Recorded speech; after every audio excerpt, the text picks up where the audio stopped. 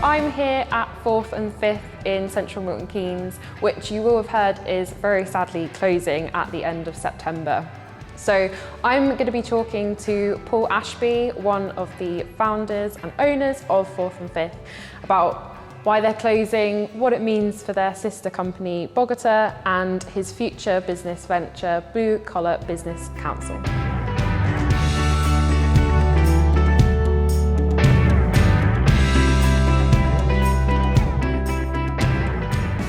So Paul, how was lockdown for you?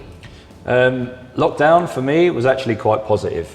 And I speak in terms of I'm very fortunate in that I didn't know anybody that suffered with the health from COVID. So, and also the issues that we're going to talk about shortly.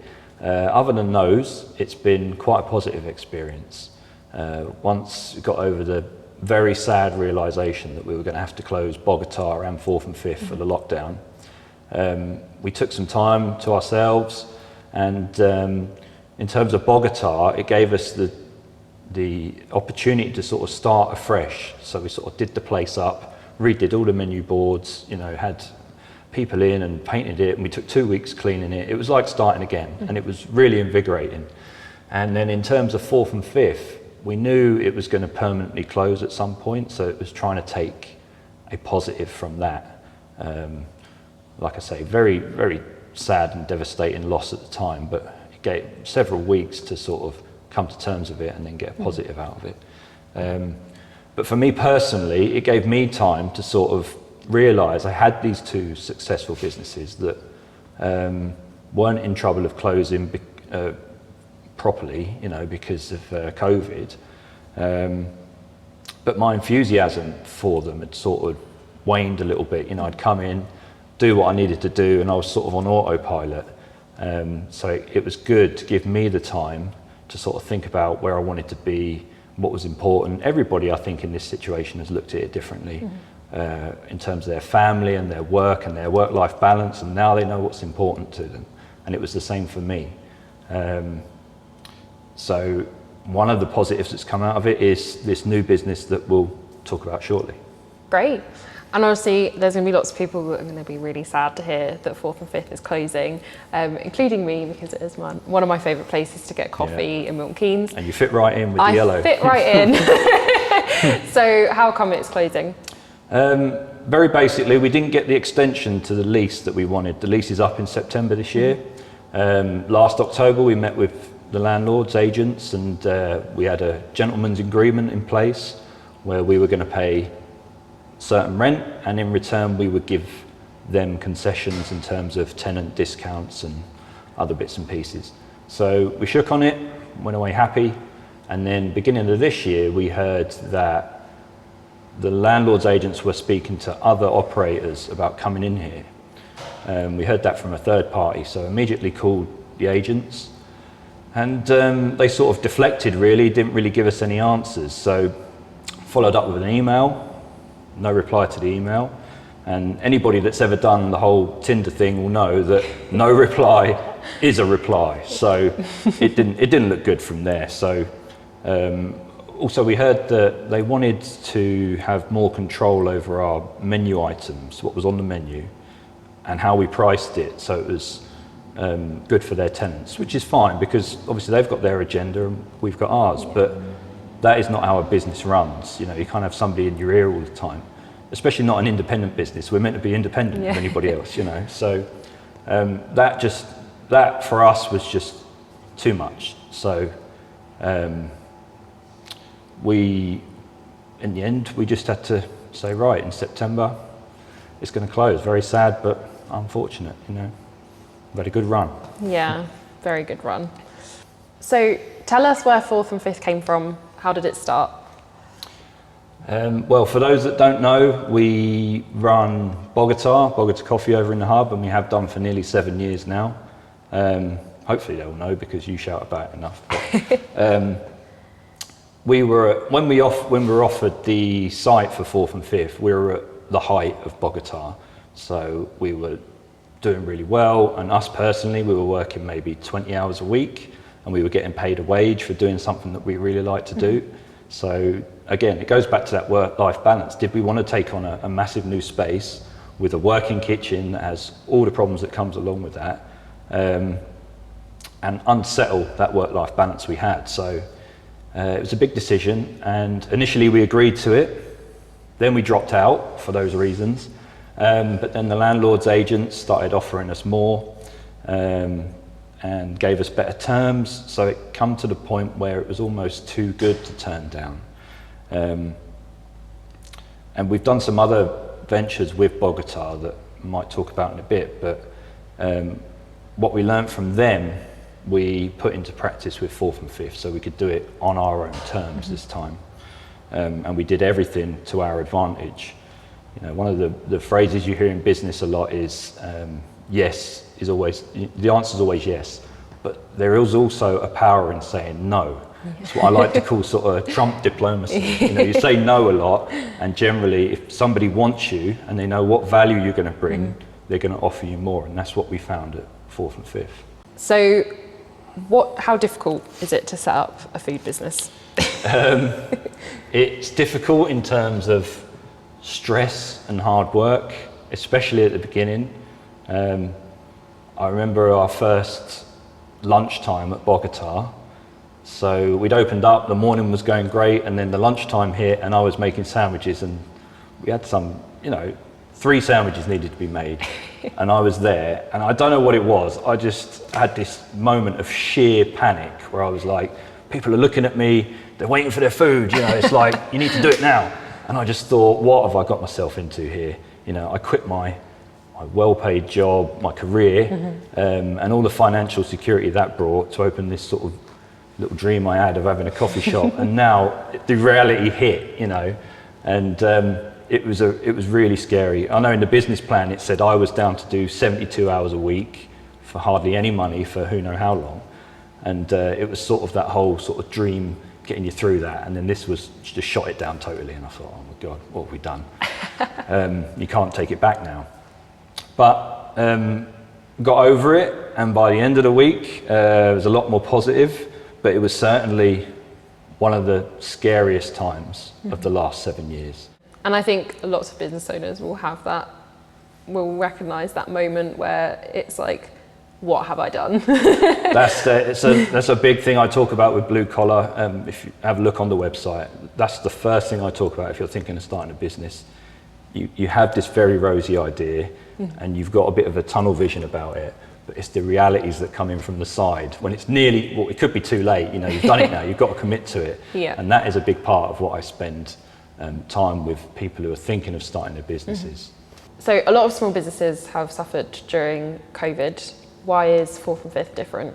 When we started out Fourth and Fifth, we made sure that we were in control of everything. I mean, nobody can foresee something like COVID coming along, but you can just turn up one day and something you hadn't foreseen has happened. Yeah. And now you've got to deal with it. How are you going to deal with it? So one of the things I talk about in Blue Collar, my new business, is the importance and how to be financially responsible and financially robust, so that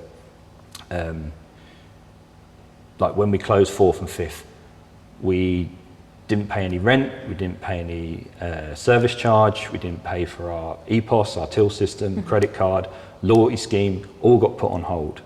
So there was no outgoings while we were closed. We paid all of our suppliers, because several are small businesses as well, and it's definitely the right thing to do, and we were in a financial position to do that.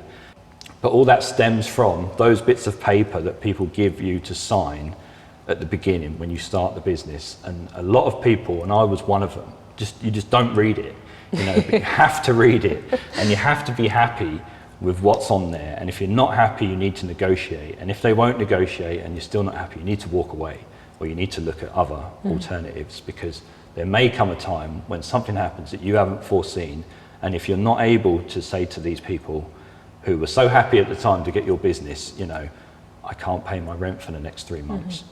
You have to be prepared to protect what you've built, because nobody else is going to. Unless you get it in writing beforehand, there's no onus on them to help you out, But with Fourth and Fifth, we had that. Yeah, makes sense. So how did the staff react to the news that you were closing?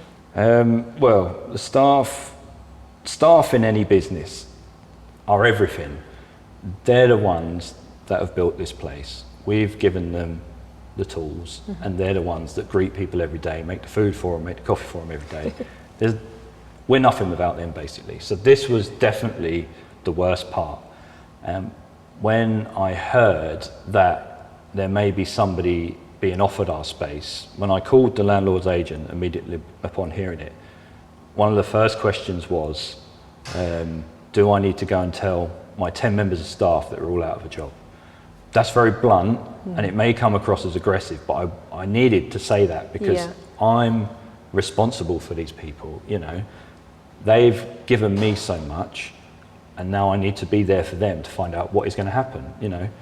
The landlords made a decision, and when I asked them, they were stumped, you know. They don't think in those terms, but I do. As an employer, I have to think in those terms. So that, like I said in the release, this is the worst part about it. And we knew when we opened at the beginning of August, we knew we would only be open August and September because then we would close. So unfortunately, we had to make 3 positions redundant because we had to remove some seating because of the social distancing, and the offices still aren't back around here. So that was our weekday trade. So we wouldn't justify having 8 or 10 members of staff on. But if we'd have gone beyond September, then the social distancing would hopefully have tapered off, the offices would be back, and we'd have that trade. But we knew we wouldn't go past that point, so that's why we had to make 3 people redundant. And they were so shocked because this place is so well run in terms of there's hardly any wastage, you know, you're getting a good turnover in all the time, we're managing the money well. So to tell them it's over was a big shock to them. And for me personally, it was by far the worst part, because forget about the sort of coffee and the food and the atmosphere in here, and even the brand that we started from absolutely nothing. For me, the biggest sense of pride when it comes to 4th and 5th is the staff, because when we first met these guys, they had hardly any work experience at all anywhere, and but they were keen, and the sort of work ethic they've shown now and how hard they've worked is just so pleasing for me to see. You know, that's the sense of pride I got. So like Reese, our manager here, he started with us at Bogota doing a couple of hours every Saturday morning, like part-time. He had a full-time job because he loved being a barista. But we saw something in him in those few hours that we thought, when the initial manager we let go here because she wasn't suited to the cafe environment, we saw something in Reese and we thought he would be a great manager. So we gave him the opportunity and he shone. You know, like I say, it's been going up like that ever since. And Kieran, our assistant manager as well, who had hardly any work experience, in the first year he showed us so much that we thought we can progress him, we can promote him to assistant manager, just on the back of how hard he worked and the pride he takes in it. So now he's managing the place, he's managing staff, you know. I've got no concern about these guys going on to find other jobs, and they're so into the food industry now. You know, Reese is sort of the right-hand man for Brothers Supper. Yeah. So every little venture they do, he's there alongside doing it as well. So I've got no, you know, worries about them finding a job. I just hope they find somewhere they love working as much as they did here. So, very excitingly, you are launching Blue Collar Business Counsel this week.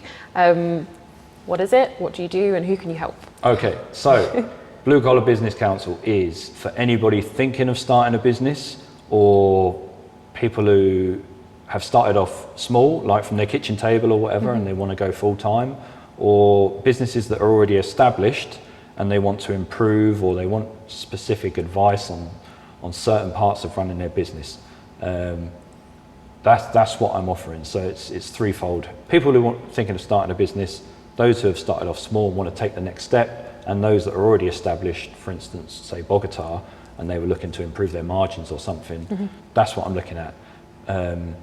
So during lockdown, I worked with a gym They've had to totally redo their business model because it was just turn up when you want, and it was classes, so turn up when you want, your classes on here.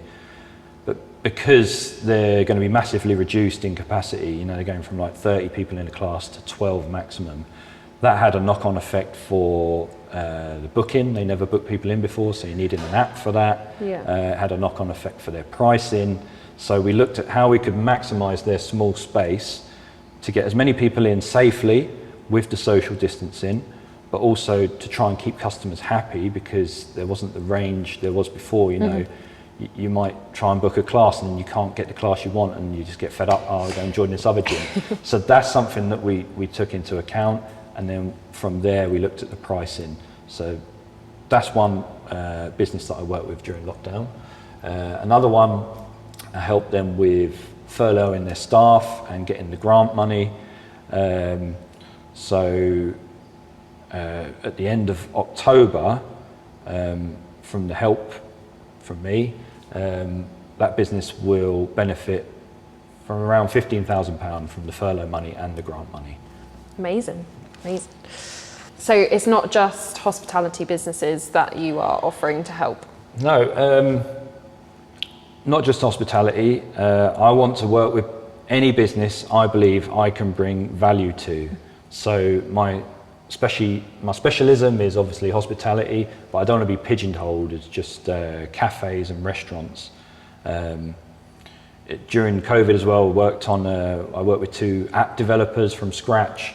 They're doing an app for if you're in a bar and you get the drink ordered and brought over to you, and it's also for a coffee shop and restaurant setting where it's sort of click and collect. Yeah. So we looked at it from the side of their USP. So there's a person who had a business that was like that. I could see it from the business side, what I needed, but also I'm a customer as well, so I saw it from that side. So I helped them with that and their pricing and how they could be competitive with other apps out there, and their payment system, how they were going to take payments, and also help them come up with a name of it. So hopefully in the next few weeks we'll trial it at Bogota and see how we get on. But there are some areas I don't really know much about, so I'm not one, so I offer a free consultation. If I sit down with somebody and I don't think I can help them, I will tell you, or I'll try and point you in the right direction. I'm not going to take the money and try to blag it. Okay, that's just not what I do. So if, say for instance, a blogger or an influencer came to me and said, I want to improve my readership and my reach, I would just say, that's not my field. I'm not sure about that at all. I would pass them on to somebody like yourself, or Grow and Glow or something like that. So but I do want to hammer home the point that I'm willing to work with anybody that I think I can bring value to, and that's what it's all about. If you think you can't afford a consultant, or you think your concerns are too mundane, then please just email me. It's on the website how you email me. And if you've got concerns, obviously they're rattling around in your head, just get them all down on an email and send it over, because hopefully we can iron them out and then you haven't got that worry anymore. And I can offer what we said before, with the startups and everything. We can look at your business top to bottom to see how we can improve it, but also just some areas I can help on are business plans, leases, working with landlords, pricing, staff recruitment. Staff is a big one. Staff contracts, staff management, profit and loss, operations. So like the small details, which are really important, like ambience of a place. For an example, if you go to so many like Italian restaurants you go to and everything's authentic except Radio 1's Greatest Hits is playing in the background, drives me nuts. And it takes that, it turns an okay experience. If you improve the small details, it turns it into a great experience, and they're the ones that you shout about and you share online and everything. So that's what we're trying to help with Blue Collar. So if someone has a business or they want to start a business, why should they come to you? Firstly, I'm totally upfront and honest. This is how I deal with things. And there's no business jargon. That's one of my rules. But also my sort of USP to then go and use some business jargon is I'm in their shoes. I'm in your shoes as a business owner. Yeah. I've been there. I'm still there now. I know these concerns that keep you awake at night, because they do. People really worry about these things. So it's not just your business. It's your own personal sort of mental health as well. You know, once you get these things out there, just talking about them and working through them. I've been there. I've experienced it. You may. You know, you see other people who have come out of business, come out of university with, say, a business degree, or people who work at KPMG, PwC, these sort of places, you know, who offer a consultancy service, but they haven't been there and done it. They haven't risked their savings and their house and their family's security, you know, financial future on starting something from nothing, which is what I've done a couple of times over. So that's where I'm coming from. I've been there. I'm still running a business now, so I know the concerns of the everyday business owner. Okay, so 2 final questions. Why is it called Blue Collar, and how can people get hold of you if they want to find out more? Okay, so Blue Collar for me represents 2 things. Firstly is the 12 years I spent in the police before starting Bogota, that not a lot of people know about. It was all frontline, so I dealt with very high stress, high pressure situations, and I had to use my communication and my decision making to solve problems. That's one side of it, and the other side is just the phrase that the blue collar brings up this sort of down to earth, everyday people trying to better themselves and provide for their future. That's a small business, and that's who I want to work with. And you can find out everything that I offer on, probably the simplest way is my website, which is www.bluecollarbusiness.co.uk. It's got my email on there. Like I say, I offer a free consultation, meet you in person, or maybe not now, but you know, during COVID we'd do a phone chat or what have you. And it's got links to my social media on there, and each one is different. And what I do is I take the latest business news and whatever announcement the government has made, the new legislation and whatnot, and give my thoughts on it and how you can apply it to your business and how to benefit you. So yeah, if you want to learn more, Blue Collar Business on the website, everything else is on there. Great. Thank you so much for taking the time to chat to me today. Thank you. It's been really good to learn more about your new business venture, and yeah, I'm sure everyone will be very sad to see 4th and 5th go, but really pleased to hear that Bogota's still staying and that you've got exciting plans for the future. Thank you very much, Sophie. Cheers.